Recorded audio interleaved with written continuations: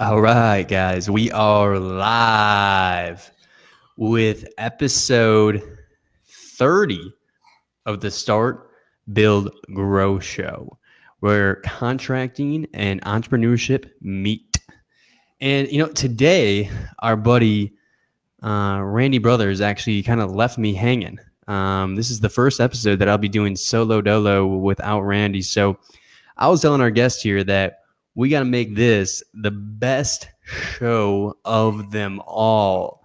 That's just so that way I can kind of prove my value. You know what I mean? As one of the co-hosts. So Ronnie Smith, man, I'm really counting on you to bring the heat today. You think you can do that for me? Oh man, we're going to definitely do our best, man. I'm excited about this, man. Man, what's cool, Ronnie, man, is I did some research on you. I know your background and whatnot, but this morning was actually the first time that me and you got to chat. Right. And you give me a phone call, and right off the bat, man, I was like, dude, this guy's bringing the fire, man. So I got a new nickname for you. All right, we're gonna be calling you Ronnie Showtime Smith. I don't know what you think about that. It. I love it, dude. That's great, man, dude. Well, hey, so what I like to do too is we're kind of waiting on people to jump in and join us and whatnot. Is kind of discuss who you are. So, man, who's Ronnie Smith? Where are you from? What's your background, man? So, I mean, originally I was actually born and raised in Alabama, and that's my hometown. Roll Tide, baby. Roll Tide. So we grew there, and I've been in Tennessee, man, for the last 27 plus years.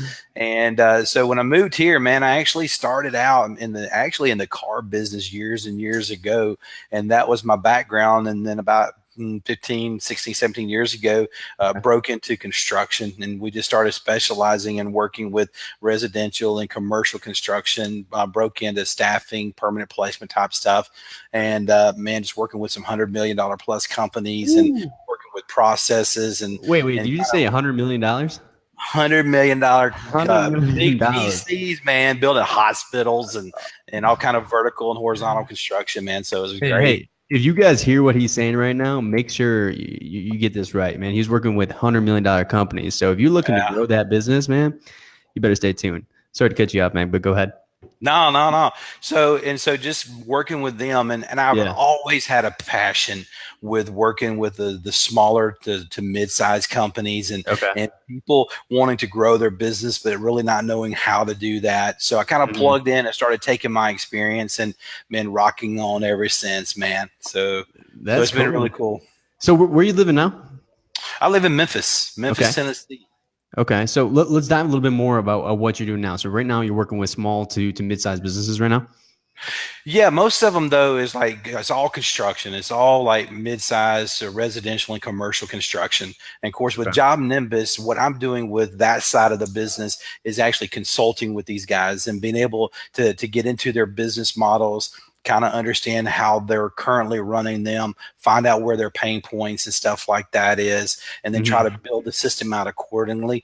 But I've been working, man, with anywhere from people that are starting up their companies from the roofing industry all the way up to $50-60 million companies and setting them up as well.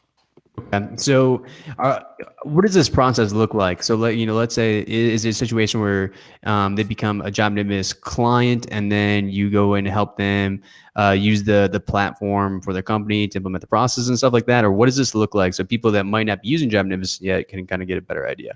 Yeah. So, well, first of all, we don't have what they would call like a setup fee per se, but we do offer like paid trainings. But the thing about it is, and what a lot of people don't realize is I come at them from a consulting standpoint.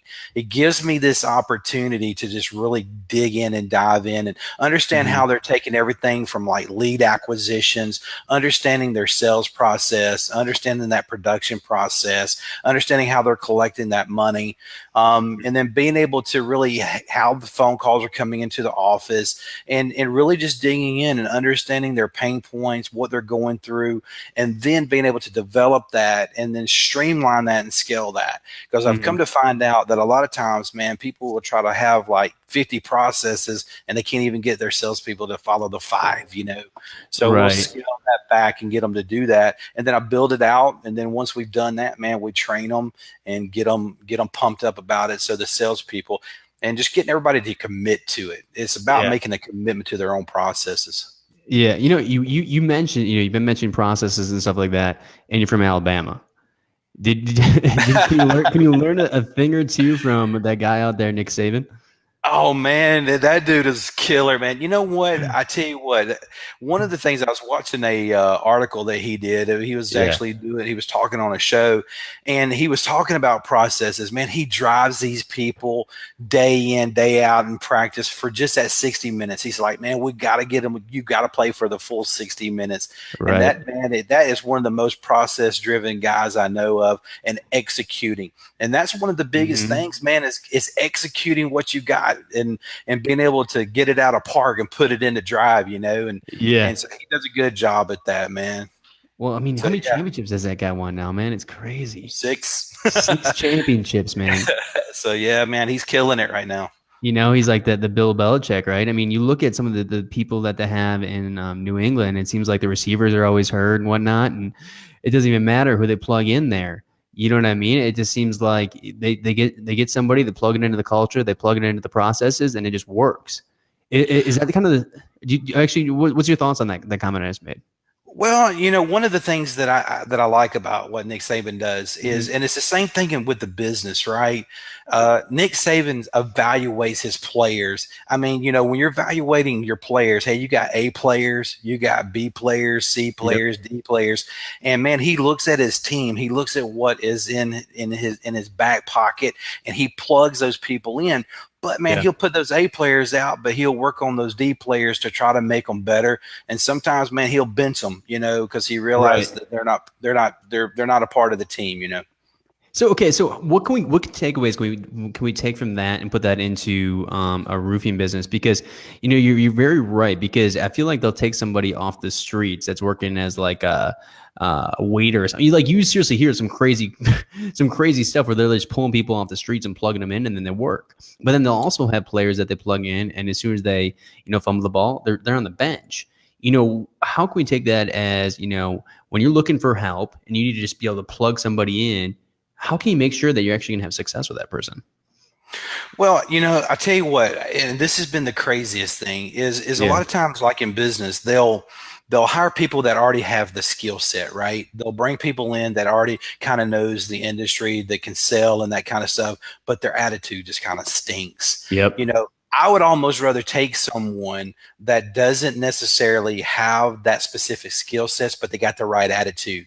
They got Yep. the willingness to learn, because then I can teach them. The skill itself is just teaching them. And the main thing is getting the managers to train their people and to pour into them and make that investment to them. And I Hmm. know right now there are companies out there, and that's exactly what Nick Saban does, man. He pours into them. He don't give up on them, and until they just don't either want to do it, and then he'll kind of bench them. But these people that don't want to work, it only takes one person, man. It takes, to just ruin the whole thing Yeah. for a team member. So you got to be quick to respond to that. And Nick Saban is very good with that. He's quick to respond, to pull them out if their attitude's not right on the field, or their head's not in the game, and that kind of thing. So So does it kind of just start from the leader pretty much then, and just making sure that there's a good absolutely. call? Yeah. Yeah. Okay. Well, here's the thing about that. Let's talk Hmm. about leadership for a minute, and Yeah, and I'm man. actually going to be addressing this in Austin here, Yeah. but Well, hey guys, real quick plug though before we do that, because I just want you guys to know Ronnie will be talking more about this at the Job Nimbus Solution Summit. Okay, and so that's in Austin, Texas, on October 22nd and 23rd. All right. So if you share this post, you will be entered to win a free ticket. So if you guys are interested in going there, all you gotta do is click share, and you'll enter to win that ticket. But go ahead, Ronnie. awesome. The thing about it is, and what people think about leadership is, it's about understanding that true leadership is not necessarily a title. It's Hmm. about being a servant to your people. It's about making them the best that they can be and giving them the tools. So Hmm. you can take any team, right? You can take those people, and a lot of times it's in the leadership, because they're not leading them people. They're not pouring in them. They're not blowing them up and saying, "Hey, you can do this." And it's just all about a personality. So it all starts at the head. And the old saying is, don't what is it? Don't do what I say, or don't copy what I'm doing, but do what I say type mentality. Yep. You Yep. know, so that's the mindset. But it all starts at leadership. They got to be that example. They got to lead, and if they're leading properly, then the people are going to follow them. So what about at the leader standpoint? Because I know there's a lot of leaders out there. I mean, what can they do to make sure that they are being a servant to their people? Is there any way to kind of analyze that and give an honest assessment to that situation? Oh God, yeah. So I'll tell you listen, man, there are a lot of factors that go into running a business, right? A lot of people have the skill sets of doing things, but running a business is a little bit different. But I can tell you, just in the roofing industry alone, there's a lot of factoring going there, but I'm going to give you 4, and I'm going to be hitting these things hard actually in Austin. The number one problem that most people face in the roofing industry and construction and most businesses is communicational breakdown. That is the number one problem internally. Externally, whether it's between just from a production manager to the salespeople, or from the office to the sales back and forth, or just communicating with the customers. That is the number one problem that most of what I have experienced so far has been the problem. So leaders have got to understand they got to learn to communicate to their managers. Those managers have got to be able to lead their salespeople. And a lot of times when people are getting started up, it's the owner, right? So the owner's wearing all the hats. He's the salesperson, he's the production manager, so when they get used to doing that, they got to learn that they've got to be able to let go. And it's about putting the right people in the right place and hiring those people and making sure that they can do that job and let them roll with it. Okay, so communication is number one here. But, I want to give you one more shout out from Michael, man. He says, Ronnie Smith, the legend. Thanks for all your advice and great experiences you have shared with me. Boom, man. That's a testimonial if I say so myself, man. Oh, man. Thanks, Michael. Yeah, man. He's a sharp dude, man. He's a cool cat. Yeah. So number 2, man, is expectations. Yeah. That's the second thing that I face, is that expectations that are not being met in 2 different ways. And we'll go into more in this, like I said, in Austin, but the expectation to the customer is number 1. Salespeople go out, they kind of don't set those expectations to what those next steps are. They collect the money, and then all of a sudden you're running. Right now, you guys are killing it in Colorado, and I mean, all these hailstorms going on. You get really busy, and then you're like 5 and 6, 7 weeks out of getting a roof done, and nobody's telling anybody anything. So those expectations of those customers that started here because they sold really high, now they're kind of developing down because now they're not following through, which led me to the third one, is follow up. It's crazy, man. I don't understand this. On average, on national average, Randy and I kind of looked at this, but if you look at advertising, whether it's yard signs, truck signage, whether it's Angie's List, or however these leads are generating, you guys on average spend about $300 for those leads. And it's crazy by how many people that don't follow up. They'll go through the initial process, just here local with some of the roofing companies and some of the things I see on Facebook. That's like, hey, man, I called somebody out and nobody ever came out and gave me my estimate, or nobody ever followed up. So that is the third problem that I see. And then, of course, the fourth one is just, man, from an owner to a manager, is you got to get buy-in from your people. And a lot of the problems of what people face is the simple fact they don't commit to their own processes, is they bail on them way too early. And we're going to be digging. So those are some things that we're going to be talking about, but digging into a little bit deeper level, there in Austin. Okay. So I'm just going to go through those 4 real quick. And if I mess anything up, just let me know. But these seem to be the 4 major areas of focus. One is communication throughout the entire organization, right? Setting expectations for those clients, following up, right? And then another big issue is not committing to those processes. So making sure that you are committing to those processes.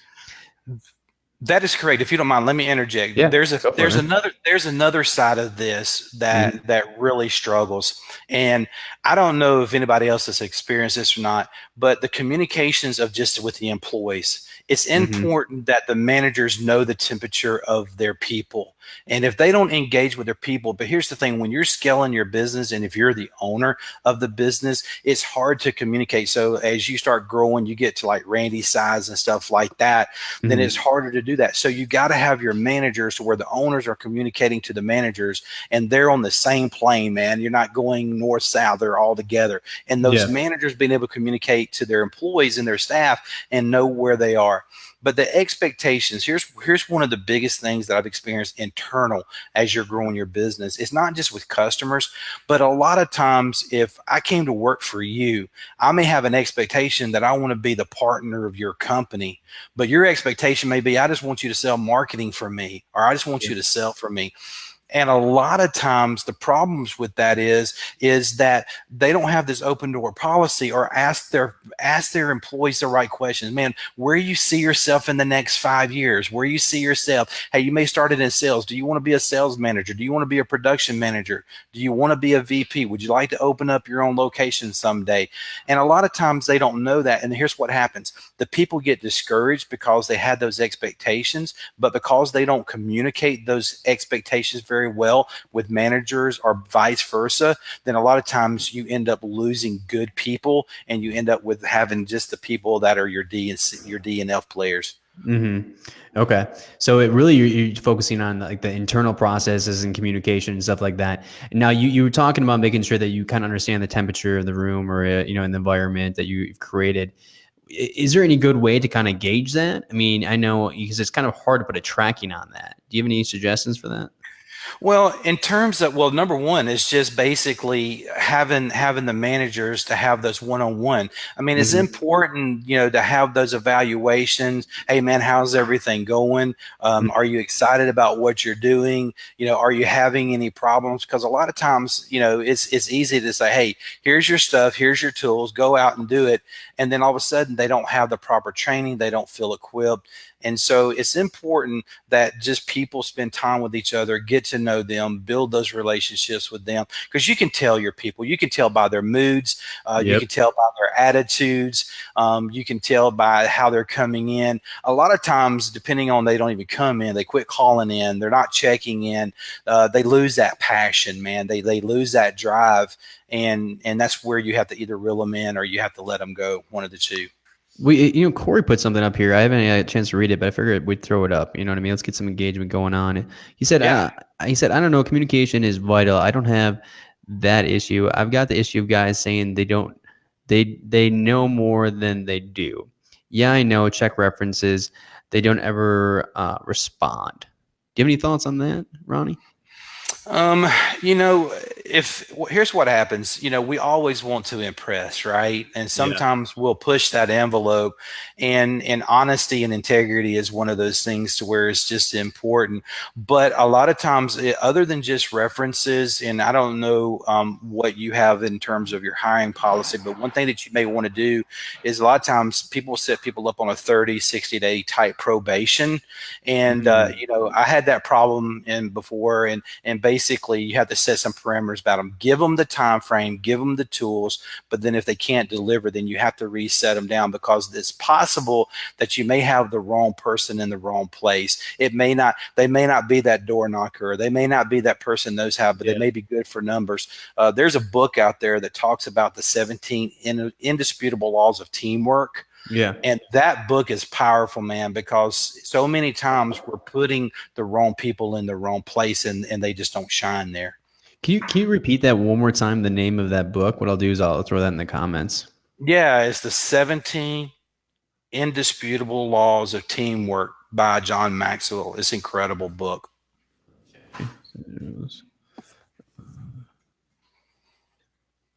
So what about, do you have any suggestions of to not even have to go to that point where you've already brought them on for that test period, and to kind of do a better job at the front end? There's all types of like personality type profile tests when you're going through your hiring process. And so you could kind of build those questions and stuff like that. And because sometimes references, you got to remember, when people give references, those references are their friends and maybe people that they knew in their other job, man, that's going to blow up their skirts, right? You're right. So that may not always be a true way of knowing what they got. But man, maybe creating some type of a personality type profile to where they can take it. That's another way that some people do it. Yeah. Well, we got Jake. Jake threw out a comment too. Let's see what Jake's got to say. So Jake says, I never start folks at the top. If you want to lead a crew, show me you can do what you are going to ask them to do. Sales, production, whatever. I like that a lot. That's solid. Oh, good job, Jake. That's what's up, Jake. I love it, man. Well, dude, one thing, I know you had something special kind of to just share here that you were thinking about doing. I thought this might be kind of a good time. I don't know what your thoughts are, Ron. Oh, man. You're already trying to get me in trouble, aren't you? You know I am, man. But I know you're Showtime, so I know you're here to have a good time, man. So I know you make it happen. You make these people happy, right? Yeah. So are you talking about Austin? Is that what you're referring to? I'm talking about Austin, man. Yeah, I'm talking about Austin. So, man, look, guys, I know this absolutely sounds crazy, and I've not even talked to any of the other guys, but I tell you this, for the people that are on live tonight, if you guys are interested in going to Austin, I'm going to do 50% off. My God, I can't believe I just said that. Wait, you said 50? 50% off of the ticket price, man. But they have to go to training@jobnimbus.com. But dude, if you don't see me in Austin, it's because I didn't talk to nobody else about giving this 50% discount. So, but we will do that tonight, man. Okay, so we only tonight only, guys. So it's 50% off for Job Nimbus tickets. All right, and where do they have to go? They'll go to training@jobnimbus.com, and then I'll send them the link. Okay. And they can go to that link. Okay, so guys, if you guys want 50% off the Job Nimbus tickets, send an email to training@jobnimbus.com, and our boy Ronnie Showtime Smith is going to get back with you, and he's going to give you, is it a discount code or something like that you hook him up with? Yeah, it'll be a discount code. And because listen, guys, we want to make this investment into you. And this thing that's happening in Austin, it's not just about just a piece of software. Man, all of our support staff, we're going to have everybody, man. We're going to have beginner classes for people that's just trying to learn about Job Nimbus. We're going to have that intermediate type deal to where, hey, I'm a little more advanced there, but I'm trying to figure out estimates. I'm trying to figure out how to do this, right? So we're going to be covering that. And then for all the experts out there that has us killing it, that knows it all, we're going to be talking about that as well. So there's going to be something, hey, man, Big Dr. Randy's going to be there. Big Dog Randy, man. Big Dog Randy, man. Rolf, right? He's gonna be bringing the heat, right? Big heat, man, dude. Yeah, we had Latif's out here chiming in, man. We got Latif talking with Boss Up Solutions. What's up, Latif, man? How you doing? Yeah, man, cool. That's what's up. So yeah, if you guys are interested, make sure you're hitting up Ronnie. It's at training@jobnimbus.com, right? And he's gonna hook you up with that 50% discount code. Cool. Got it. Can you guys still see me on that side? Can you see me, Ronnie, or no? Or am I black now? No, I see you. Oh, really? It went black on my end, so I guess we're good to go. At least that's good. We had another question too. Looks like Corey asked about the book. Oh, so you didn't catch the book. So if you want to check out the book, Corey, I actually put it in the comments. But it was, what was it? The 7 indisputable laws of teamwork. Right. So if you want to check that out, make sure you're doing so.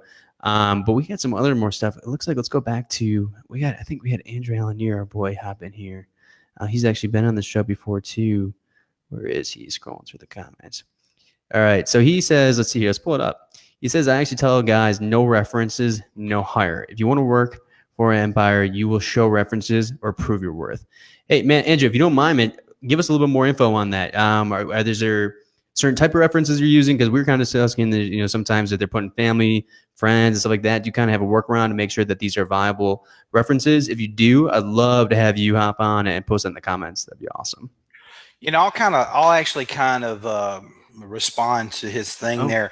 One of the things that keep in mind when you're getting ready to hire someone, don't always just ask for personal reference. I would always ask them and get more than 1 or 2. It's very important that you would get in here and actually on the reference side of this, I would get at least 3 or 4 of where they worked at before. And then maybe get a personal reference. But here's the deal. You need to sit down and formulate your questions and then ask those same questions to each one of those references, and Yeah. then see how all of those are lining up. So Ah, yeah, so then that way, if you get like 4 where he worked at before, you have the mainline questions and laid out, then you could do that and then ask them, then look at them all side by side. And if those things are not lining up, then there's something wrong with inside of those references as well. boom. I like that strategy a lot. And Yeah, Andrew actually said they have to be professional references, so that's good follow up there. And yeah. then I pulled this up before, but he says, let's see here. I'm a fan of recruiting people instead of hiring walk-ins. If you hear about a guy that's worth his salt, I network with him or take him out to dinner. What's your thoughts on that, Ronnie? Pretty solid there. Yeah, that's definitely solid, man. And I'll tell Mm-hmm. you something else that what some people do.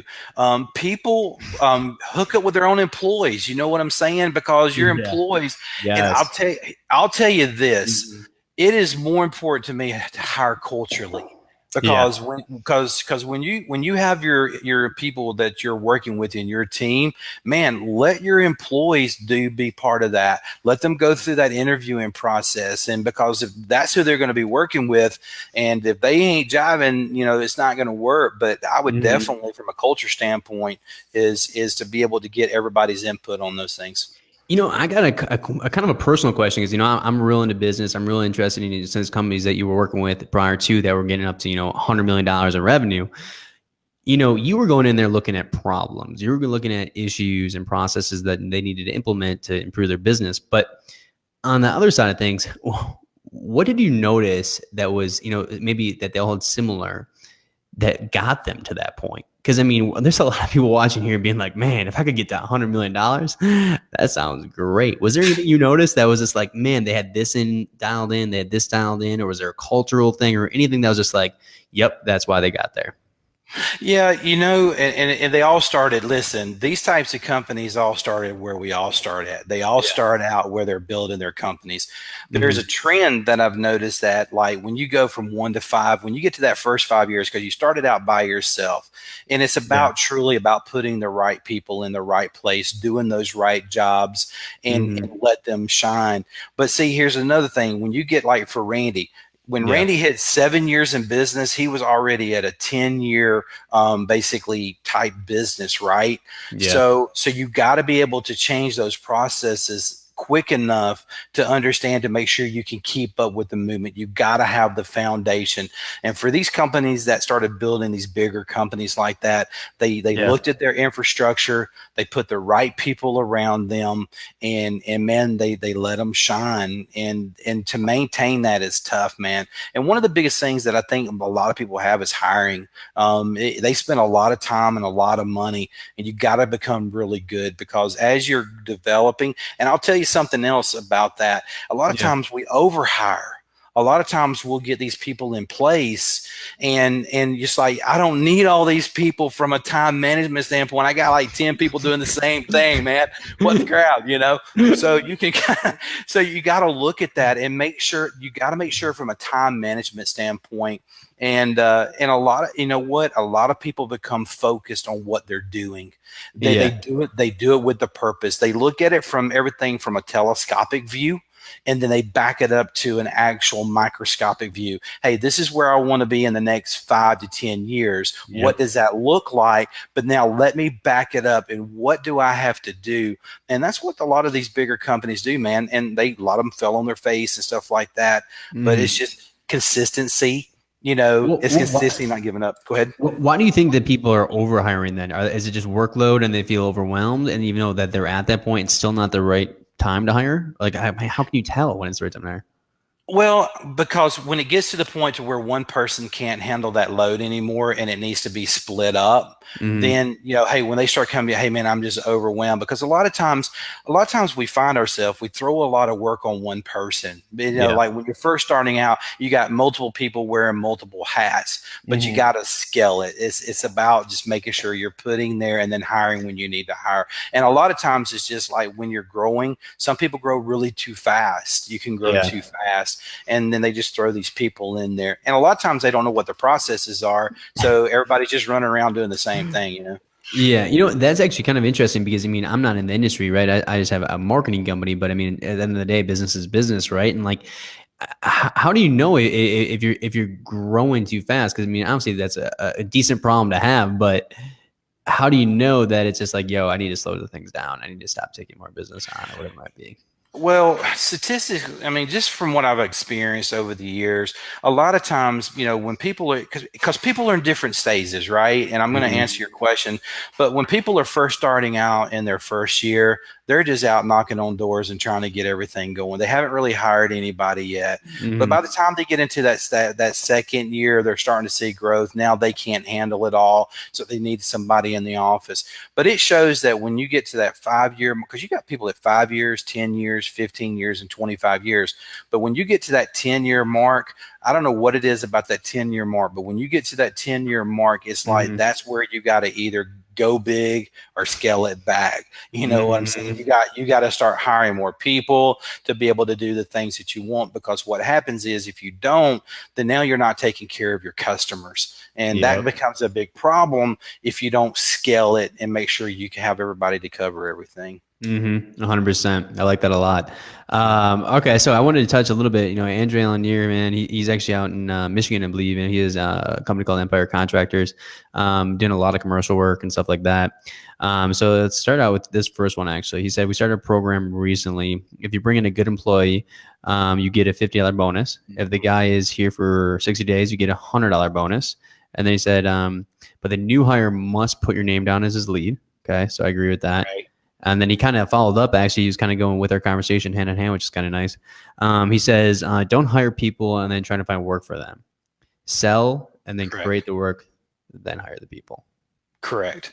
Yeah, because when you get that volume to where it needs to be, and a lot of people have gone to that, instead of like running Indeed ads and all that, it's like with their employees, like, who do you know? Who do you feel like that would be a good fit for our culture, for our company?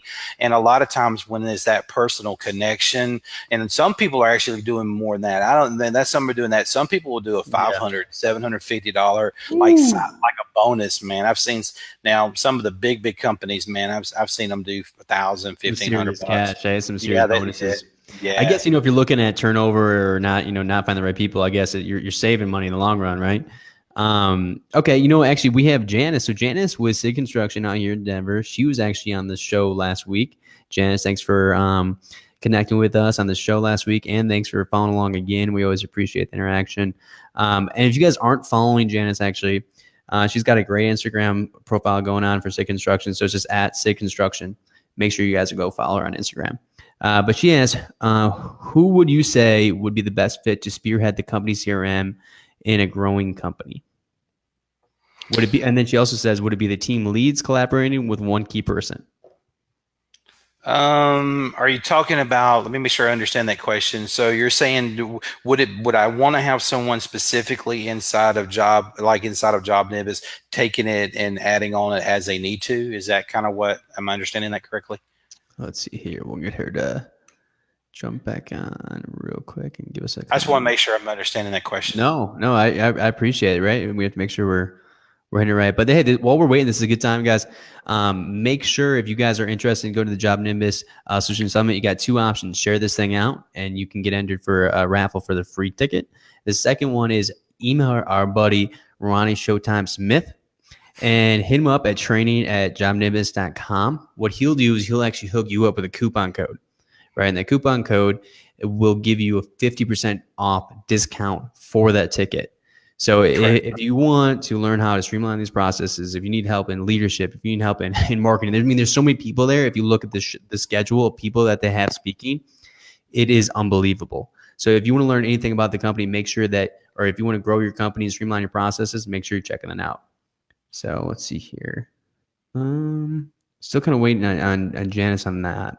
But well, maybe it's a good time. So what else are you going to be talking about at JobNibis Solution Summit? Is there anything else that you think is a high priority of why people need to be going? I can tell you this, but I can't actually talk about it on this show. But, we've got some big launches that are fixing to happen that are just going to be absolutely off the hook, man. But they got to come to Austin to find out. Everybody in Austin is going to be able to take it. It's going to rock their world on some of these things that we're getting ready to launch.